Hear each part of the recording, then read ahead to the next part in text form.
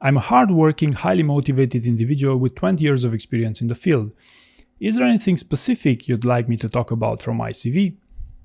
So believe it or not, this does actually happen in job interviews. And of course, it happens for people who have not prepared an answer to tell me about yourself, most likely. And probably to best understand why this is such a bad idea to do, put yourself in your interviewer's shoes. You maybe interview 5 people that day. Maybe you didn't have time to read their CV. And now the candidate asks you, okay, but can you be more specific with your question? Me personally, I wouldn't 100% disqualify that person, but I would be very unlikely to have a good impression on them, to say the least. So don't do this. This would be the first example. The second example here was, I guess my colleagues would describe me as an optimistic person with slightly conservative views. I'm happily married with 6 kids and I enjoy long walks in the forest. I'm a high performer, but because of the company's financial problems and my boss's issues, I'm worried about my job stability and decided to start looking for new opportunities. So this one, I tried to pack this answer with bad items in it and, in order to try to save time here. But the first part of the answer was bad because primarily I was talking about my personal life. I'm happily married with 6 kids. I mean, who cares when it comes to a job interview?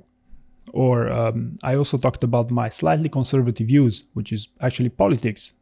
And why would you talk about politics, even if they wouldn't ask you for a job interview? There are very rare instances where an interviewer would ask you about your political views for rather senior roles or rather niche types of jobs. So unless asked, why would you do this in a job interview?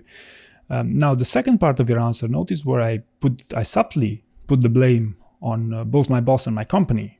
Notice I said my company is in financial troubles and because of my boss's issues, I want to move on. This is also a deadly mistake in a job interview. In a job interview, it's not your business to put the blame on anyone else. The interview is about yourself, so you must sell yourself as good as possible. So avoid any types of comparisons that are detrimental to showing a positive attitude for you as a job interview candidate. My name is Dan Kreuter. I attended high school in Transylvania 18 years ago with a degree in IT. I then unsuccessfully attended university for a degree in IT and telecommunications, an important lesson about the importance of hard work.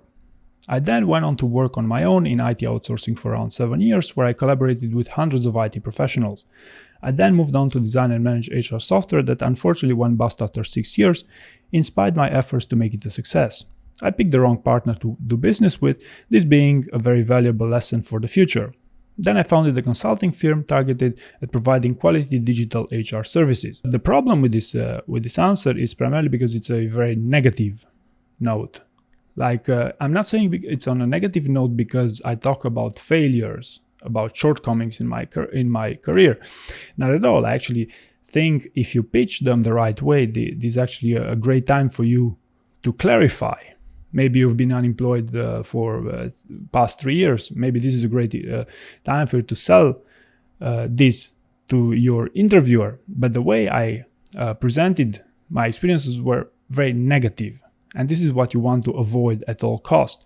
Notice also how I talked about in the beginning about how I attended high school 18 years ago. Who cared that I attended high school 18 years ago with a degree in IT and telecommunication, especially since I said immediately after that I also attended university unsuccessfully. But you should only pick the more relevant experiences that you have when talking about yourself. Let's look at another example. I'm a results-oriented product manager with 6+ years of experience in defining and implementing product visions, managing platform product launches, and leading multiple teams in development and design to deliver quality user experiences, decisive and adaptive with a proven track record of delivering product solutions and intuitive user experiences while maintaining excellent internal and external working relations. Now notice here I performed a readout from a CV. And this is another common pitfall that candidates that do not know how to go about these things do.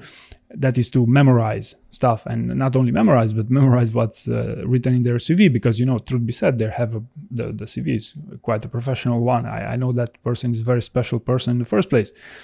But if you memorize stuff and you perform a CV readout when your interviewer is 90% to have your CV in front of them, then you can imagine, it cannot create a good impression of you. So, I made here an exaggeration by performing this complete readout and saving a little bit of time of not going further with my experiences. But you should be very careful of only picking what matters from that CV and try to bring new information, try to bring interesting information here, because that's what sells in the best answer to tell me about yourself. Let's take another example. I'm an innovative HR manager with 8 years of experiences managing all aspects of the HR function, from recruiting to training to benefits, for Fortune 500 companies. I have spent the last 6 years developing my skills as a customer service manager for Mega Company Inc., where I have won several performances awards and been promoted twice. I love managing teams and solving customer problems. Although I love my current role, I feel I'm now ready for a more challenging assignment, and this position really excites me. Right, so this was a great answer. I actually took it from Big Interview, also linked it in the video description. But this, contained everything you'd want in a Tell Me About Yourself. It contained, a brief intro. It contained the relevant experiences that you would want to sell yourself in a job interview. And it also contained, as to why you want to move on to your next opportunity. And notice here, this is being sold in a positive context. It's very important that you sell yourself on a negative context, because if you only talk about successes in everything you say in a job interview, chances are you're going to come across as, generic. So it's no problem if you talk about your motivation to move on, with the condition for you to sell positivity and energy ultimately, because that's the formula to generate success if you want. So this, would be a good example. Now, let me close this by giving you some advice as to what makes the best possible Tell Me About Yourself answer. The best answers, touch on the motivational side, on the inspirational side of things. And some of them are templated, but they are not the best when templated, because templated, were invented primarily by employers to screen you better. And these templates are only supposed to give you some guidance here. But if I had to give you some guidance, I would definitely advise you to talk about, to have a more of a brief introduction, where you would want to decide what's your key selling point, what's your main strength. Or you could also have 2 strengths if you want, but don't be generic on them. Explain yourself as to why you are, in my case, persuasive, right? Like, I really wanted to sell myself on my persuasiveness, which I believe I did in my generic answer, even if it was negative, but I did sell my strength, right, into that answer, if you think about it. So decide that one thing that sets you apart from other candidates, and sell it in the Tell Me About Yourself. This is crucial. Now, the next step you want to do is to focus on highlighting the experiences, the project you've done in your career that are the most relevant to the job that you're applying for, and you believe that the most will significantly improve the chances of impressing your interviewer. And last but not least, you could also talk about why do you want to move on.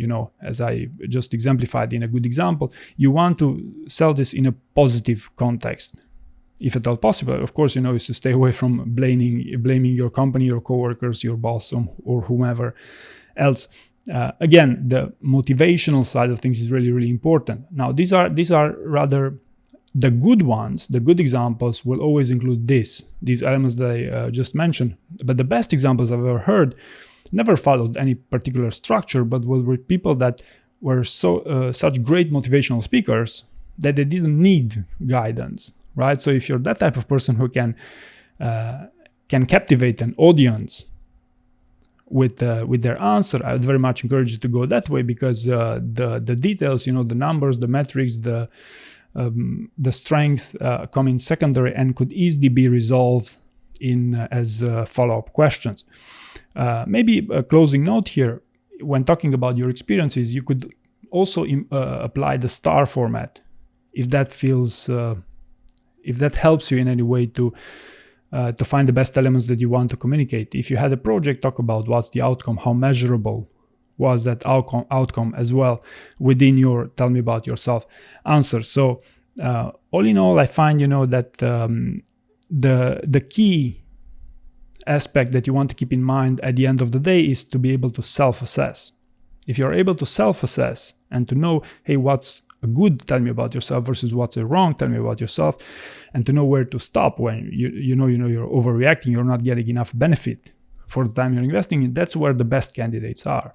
So you must reach a balance where you know that it's a good answer. Eventually, you could role play with someone, but once you are able and you are confident that it's a strong answer, I believe that's where you want to be for a successful job interview.